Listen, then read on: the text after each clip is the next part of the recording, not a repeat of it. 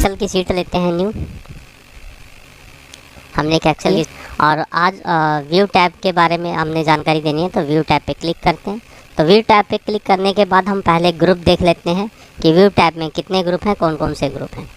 तो view tab में सबसे पहला ग्रुप है वर्कबुक व्यू, नेक्स्ट है शो, नेक्स्ट है जूम, नेक्स्ट है विंडो, और नेक्स्ट है आपका यहाँ पर ये भी स्विच विंडो में आ जाता है, और ये आपका मैक्रो। ठीक है, इन सभी के बारे में बताएंगे। सबसे पहले हमारे पास वर्कबुक व्यू। अब व्यू पे अगर आप ध्यान दे रहे हो तो यहाँ पर हमारे पास 4 व्यू हैं। यानी व्यू का मतलब ये होता है कि आपने जो भी डाटा यहाँ पर बना रखा है वर्कबुक के अंदर, उसको आपने किस हिसाब से रिप्रेजेंट करना है, देखना है। ठीक है, तो यहाँ पर नॉर्मल में देखने के लिए, पेज ब्रेक में देखने के लिए, पेज लेआउट में देखने के लिए, कस्टम देखने के लिए। ठीक है, अब ये कैसे होगा मैं आपको अभी बता रहा हूँ। सबसे पहले तो हमारे पास एक कुछ डाटा होना चाहिए, तो डाटा में ले लेता हूँ। मान लेते हैं डाटा है,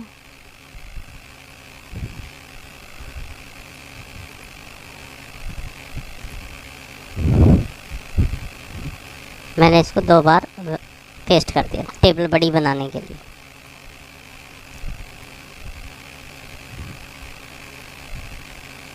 अब ये जो डाटा है हमने कैसे देखना है, ये व्यू टैब से हम देख सकते हैं। मतलब कैसे, जो अभी आपको ये डाटा दिखाई दे रहा है ये नॉर्मल है।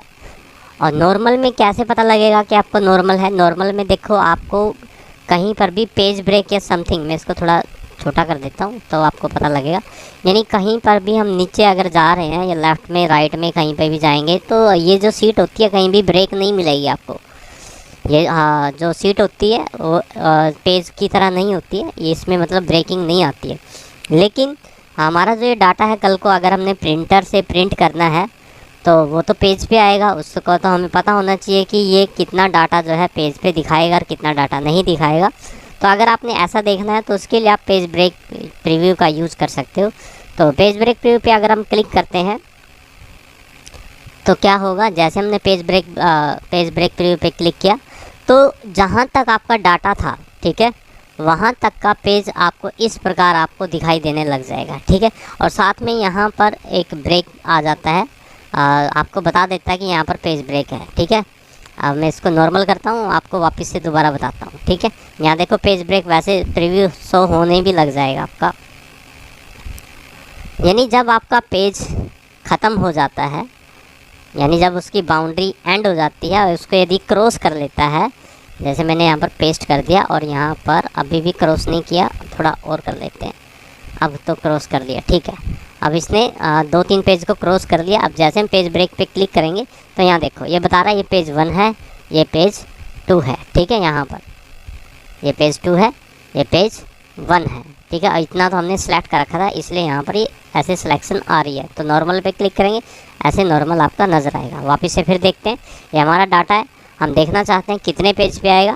तो यहाँ पर पेज ब्रेक प्रीव्यू पे क्लिक करेंगे तो यहाँ पर हमारा 2 पेज पे आएगा। लेकिन अगर आप देख पा रहे हो यहाँ पर ये जो बाउंड्री है ये वाली, ये पेज 1 की है, और जो इधर आ रहा है ये पेज 3 या 4 आ गया आपका। ठीक है, यानी आपका पेज इस प्रकार टुकड़ों में आएगा। तो इससे आपको पता लग जाता है कि हमारा पेज ऐसे टुकड़े में आएगा। तो अब हम इसकी सेटिंग कैसे करेंगे? तो सेटिंग आप अपने हिसाब से फिर उसको इस तरह मैनेज करोगे, उस तरह टाइप करोगे या उतना स्पेस दोगे कि आपका एक पेज पे या 2 पेज पे वो मैनेज हो जाए। अभी हम करके भी दिखाते हैं आपको। जैसे मैंने इसको यहाँ पर कर दिया पेस्ट। ठीक है, अब हम इसका पेज ब्रेक वापस से फिर देखते हैं। ठीक है, अब आप देख पा रहे हो अब यहाँ पर कोई भी एक्स्ट्रा यहाँ पर पेज नहीं शो हो रहा, तो हमारा ये ऐसे 2 पेज पे डाटा आएगा। ठीक है, ये था पेज ब्रेक प्रीव्यू। आगे है पेज लेआउट, ये भी कुछ इस तरह ही है, लेकिन यहाँ तो पेज ब्रेक में आपको सिर्फ वही डाटा दिखाई देता है जो आपने टाइप किया हुआ है, लिखा हुआ है। पेज ब्रेक प्रीव्यू में क्या होता है, आपकी शीट एक तरह से टुकड़ों में बंट जाती है। ठीक है, जहाँ पर आप अपने, जब आपको मैंने यहाँ पर इंसर्ट में कराया था हेडर एंड फूटर, वो भी आप यहाँ पर आके पेज लेआउट में आके यहाँ पर हेडर भी डाल सकते हो या देख भी सकते हो। तो यानी एक तरह से पेज की तरह यहाँ पर आपकी शीट जो है दिखाई देगी। यानी एक पेज पे आपका ये वर्क है और एक पेज पे आपका ये वर्क है, अनदर जो पेज आपके ये अभी खाली है। यदि इन पे कोई वर्क करोगे तो वो भी आएगा। यानी जो ये इस तरह का व्यू अगर आपके सामने नज़र आ रहा है एक्सेल का, तो ये है आपका पेज लेआउट, इसे हम पेज लेआउट व्यू बोलेंगे।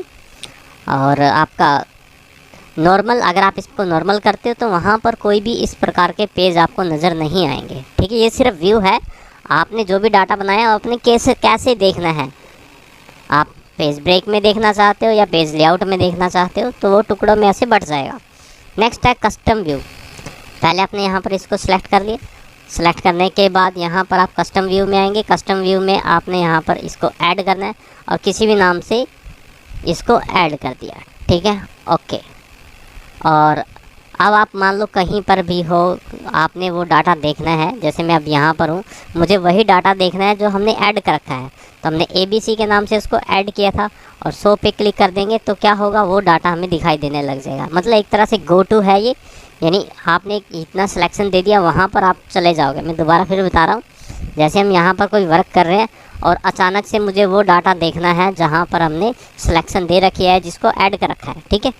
तो हमने करना क्या है, कस्टम में जाना है। कस्टम में जाने के बाद यहाँ पर नाम आ जाएंगे जो जो आपने ऐड कर रखे होंगे। तो हमने पहले वाले पे क्लिक करना है और शो पे क्लिक करना है, तो वो डाटा दिखाई देने लग जाएगा। ये है आपका कस्टम व्यू। कस्टम व्यू के बाद नेक्स्ट है हमारे पास यहाँ पर रूलर है। अब ये रूलर देखो चल नहीं रहा, ये रूलर तब चलेगा जब आप पेज लेआउट ऑन करोगे, ठीक है। पेज लेआउट ऑन कर दिया तो आपका ये रूलर चल रहा है, इसको हम रूलर बोलते हैं। देखो मैं आपको दिखा भी देता हूँ, यहाँ पर साइड में जो आपके ये रूलर्स आए हैं, यहाँ पर 1 2 3 आए हुए हैं, इनको हम रूलर बोलते हैं। यदि ये रूलर बार हमने हाइड करना है तो ये हाइड हो जाएगा, देखो, ठीक है। अब बाकी तो नॉर्मल पे भी चल जाएंगे, अब बाकी मैं नॉर्मल कर देता हूँ। अब नेक्स्ट जो है हमारे पास ये बार दिए गए हैं, जैसे ग्रिड लाइन है। ग्रिड लाइन किसको बोलेंगे, जो ये आपकी रो और कॉलम होती है, इनको हम ग्रिड बोलते हैं। यदि इनको आपने शो एंड हाइड कराना है, जैसे इस पर क्लिक कर दिया तो जो है ग्रिड आपकी जो लाइन है, रो एंड कॉलम, वो हाइड हुई हैं, डिलीट नहीं हुई हैं, ठीक है, सिर्फ वो हाइड हुई है। वापस देखना है तो आप ऐसे हाइड एंड शो करा सकते हो। नेक्स्ट है फॉर्मूला बार। फॉर्मूला बार क्या होता है, यहाँ पर एक FX के नाम से एक बार आता है, जैसे यहाँ पर आप क्लिक करते हैं ना, ये FX, ठीक है, जिसमें सेल एड्रेस या कोई फार्मूला आपका शो होता है, उसको आपने यहाँ पर हाइड एंड शो कराना है बार को, तो आप ऐसे हाइड एंड शो करा सकते हो। नेक्स्ट हमारे पास हेडिंग। हेडिंग किसको बोलते हैं, ये जो 1 2 3 ऐसे लिखा हुआ है, ऐसे में ये जैसे रो की हेडिंग होगी, ये कॉलम की हेडिंग होगी। रो तो आपकी 1 2 3 के नाम से आती है, कॉलम आपकी ABC के नाम से आती है। यदि आपने इनको हाइड कराना है, देखो ऐसे हाइड हो जाएंगे। आपने देखना है या नहीं देखना है, ऐसे हाइड शो, ठीक है। ये था आपका बार को हाइड एंड शो कराने के लिए। नेक्स्ट है हमारे पास जूम, यानी आप अपने शीट को जूम कितना करना है, कैसे करना है। वैसे जूम यहाँ पर भी दिया गया है, मैं थोड़ा जूम करके ही दिखाता हूँ। जूम को जूम करके दिखाया जा रहा है। यहाँ पर देखो, यहाँ पर ये प्लस का निशान दिया गया होता है, ये आपका जूम करता है शीट को, कितना आपने जूम करना है। और यहाँ पर आप इसको ऐसे पकड़ के भी ऐसे कम ज़्यादा कर सकते हो, ठीक है। ऐसे आपका जूम आउट हो गया, या इस पर आप क्लिक करके ऐसे जूम आउट कर सकते हो, या आप ऐसे यहाँ पर, ठीक है। यहाँ पर भी आपका ऑप्शन दिया गया है जूम का, और आपका यहाँ पर भी दिया गया है, ठीक है। अब यहाँ पर जूम में क्या है, पहले हम इसको नॉर्मल करते हैं। नॉर्मल मतलब आपने यहाँ पर इसको 100 पे करना है, ये नॉर्मल होता है, ठीक है। और जूम पे क्लिक करोगे तो आपसे पूछेगा कि कितना जूम करना है, 200 करना है, 100 मतलब 100 में तो रहता ही है ये, ठीक है। या इसको डिक्रीज करना है, देखो इंक्रीज तो ये हो जाएगा 200, डिक्रीज ये हो जाएगा। ऐसे आपने क्लिक किया तो ये देखो एक तरह से जूम आउट हो रहा है, ये जूम आउट हो गया आपका, ठीक है। यही काम आप यहाँ से भी कर सकते हो। अब हम मान लो आपने जूम ज़्यादा कर दिया या कम कर दिया, आप इसको नॉर्मल करना चाहते हो तो 100 का यहाँ पर ऑप्शन दिया गया, इस पर आप क्लिक कर दो, नॉर्मल हो जाएगा। दोबारा फिर दिखा रहा हूँ, यदि आपने यहाँ पर 200 कर दिया, ये बड़ा हो जाएगा आपका, और आपने 100 पे क्लिक कर दिया, नॉर्मल हो जाएगा। नेक्स्ट है जूम सिलेक्शन। जूम सिलेक्शन का मतलब क्या है, यदि आपने इतना एरिया सेलेक्ट कर रखा है, ठीक है, और इसको जूम करना है तो इस पर क्लिक करो तो इतना एरिया ही जूम होगा। दोबारा फिर देखो, यदि मैंने सिर्फ ओनली इतने सेल ही सिलेक्ट किए हैं तो इनको ये जूम कर देगा, ठीक है। तो ये था हमारा जूम ऑप्शन। नेक्स्ट बढ़ते हैं, हमारा विंडो ऑप्शन है। विंडो जो होता है यहाँ पर डुप्लीकेट विंडो क्रिएट करने के लिए होता है, और यदि आपने कोई भी डुप्लीकेट विंडो क्रिएट कर रखी है, उनको अरेंज करना है तो यहाँ पर आप अपनी विंडो को अरेंज कर सकते हो। पहले मैं आपको विंडो क्रिएट करना दिखा देता हूँ। जैसे हमारी वर्कबुक 3 है ये, तो इसको हम डुप्लीकेट पे क्लिक करेंगे तो यहाँ पर रेशो में 2 आ जाएगा। जितनी बार हम यहाँ पर क्लिक करते जाएंगे यहाँ पर रेसो में 1 2 3 ऐसे आते जाएंगे। ठीक है, तो हमने 3 या 4 विंडो ले ली हैं डुप्लीकेट। मैं आपको यहाँ पर दिखा भी सकता हूँ। ये रेसो 1 है, ये रेसो 2 है, ये रेसो 3 है। ठीक है, मतलब वर्कबुक का नाम है यहाँ पर, आगे रेसो में 1 2 3 है। कोई और लेना चाहते हो तो जितनी बार क्लिक करोगे उतने में एक रेसो और इंक्रीज़ हो जाएगा। ठीक है, और मैं आपको एक चीज़ बता दूँ, ये चारों विंडो सेम है। अगर आप यहाँ पर कोई वर्क करते हो, जैसे मैंने यहाँ पर कोई वर्क कर दिया, तो ये किया मैंने वर्क यहाँ पर रेसो 2 में, लेकिन अगर मैं यहाँ पर रेसो 4 में आकर देखूँगा तो रेसो 4 में भी हमें वही वर्क मिलेगा। ठीक है, एक तरह से डुप्लीकेट होती है सिर्फ देखने के लिए। नेक्स्ट, इसी में अब इनको अरेंज कैसे करें। मान लो आप अरेंज करना चाहते हो, सभी विंडो को आप एक साथ देखना चाहते हो, तो आप अरेंज पे क्लिक करें। यहाँ पर आपके पास काफ़ी ऑप्शन आ जाते हैं। टाइल में करना, हॉरिजॉन्टल, वर्टिकल, ठीक है, कैस्केड। ठीक है, जैसे टाइल में करोगे तो ऐसे टुकड़ों में आपको ये नज़र आने लग जाएंगी। ये आपको देखो टुकड़ों में नज़र आने लग गई है। या आप यहाँ पर अरेंज में वापस आएँ और अरेंज में आपने कर दिया हॉरिजॉन्टल। हॉरिजॉन्टल पे क्लिक किया तो ऐसे हॉरिजॉन्टली आपको अरेंज होके नज़र आएंगे। देखो सीट ज़्यादा है इसलिए इस प्रकार नज़र आ रही है। फ्रीज, अब फ्रीज का ऑप्शन, फ्रीज में क्या होता है, आपके पास 2-3 ऑप्शन हैं, जैसे freeze panel, row and column. ठीक है, ऐसे।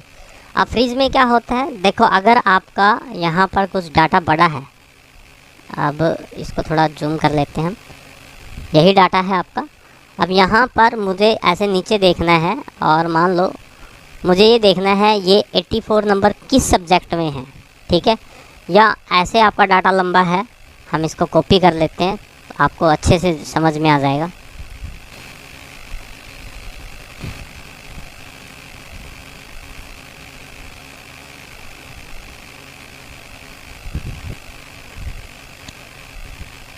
तो जैसे अब ये वाले 64 मार्क्स किसके आए हैं, 52 किसके आए हैं, तो ऐसा देखने के लिए आपको इधर जाना पड़ेगा। ठीक है, तो आपको यहाँ पर इंदर के हैं या गौरव के हैं, जो भी है। ठीक है, आप चाहते हो कि नहीं मुझे लास्ट वाला डाटा साथ के साथ नाम के साथ दिखाई दिए, तो उसके लिए हम रो एंड कॉलम के अकॉर्डिंग फ्रीज लगा सकते हैं।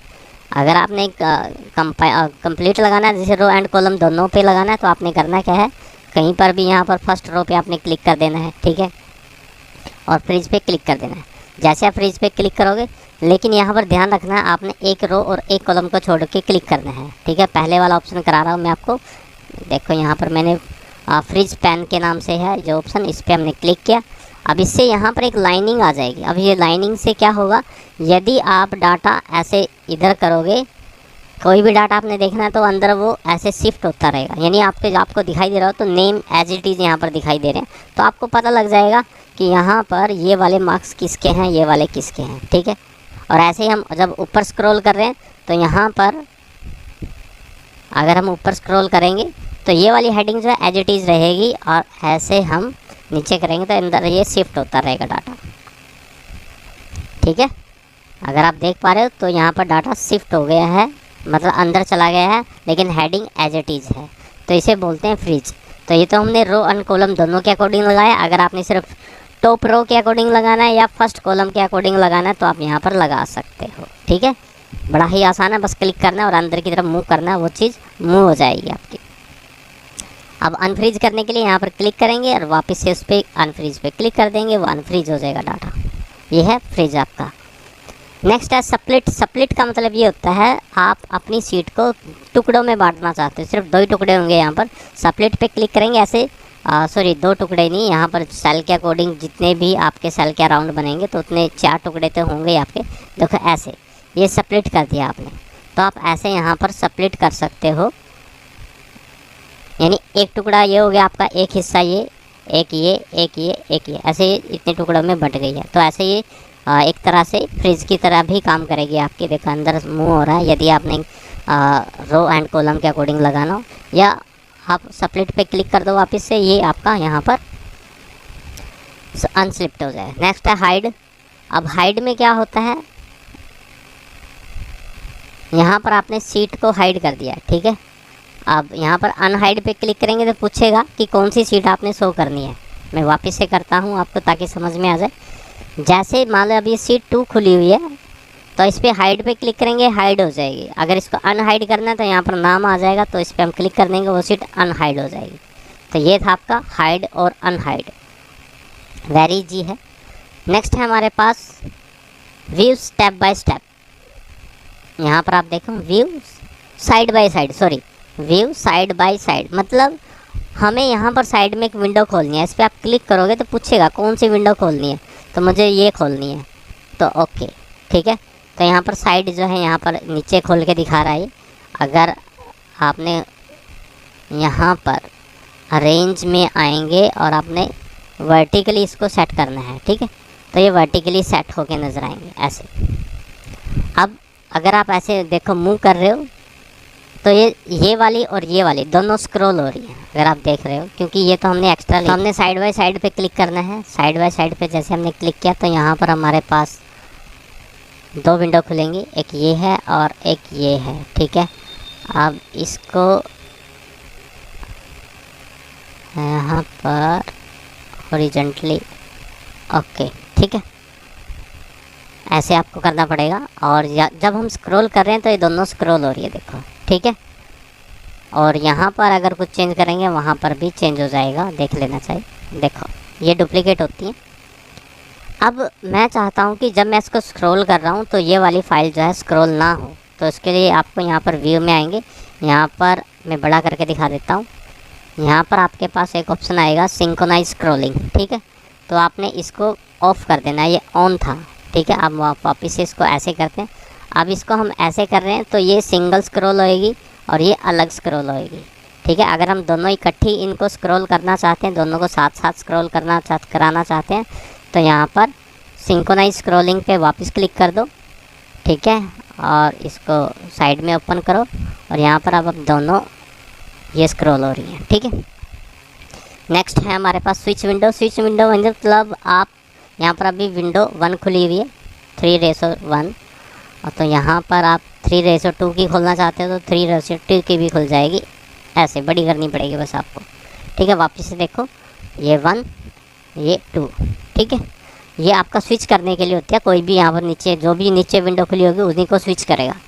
नेक्स्ट है मैक्रो।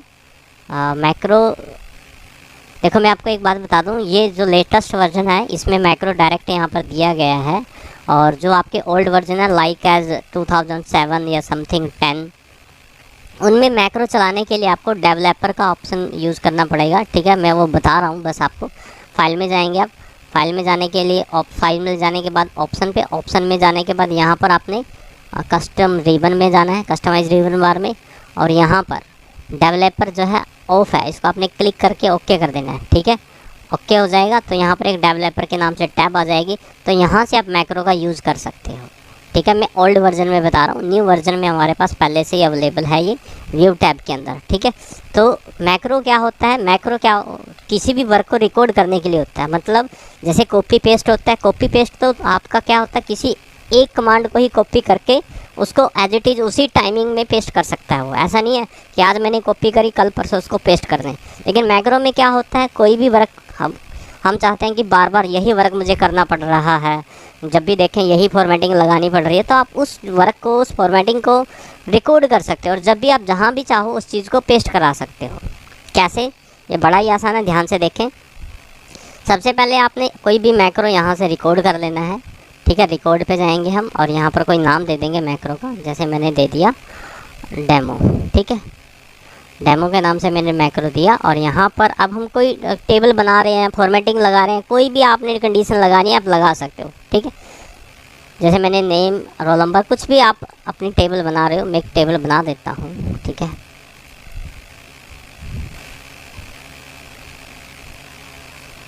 तो मान लो ये एक टेबल है, ठीक है। अब ये मैंने छोटी सी बनाई है, आपकी टेबल बड़ी हो सकती है, कैसे भी हो सकती है। अब यही टेबल आपको बार बार यूज़ करनी पड़ रही है कहीं ना कहीं, तो आपने इसको रिकॉर्ड कर लिया।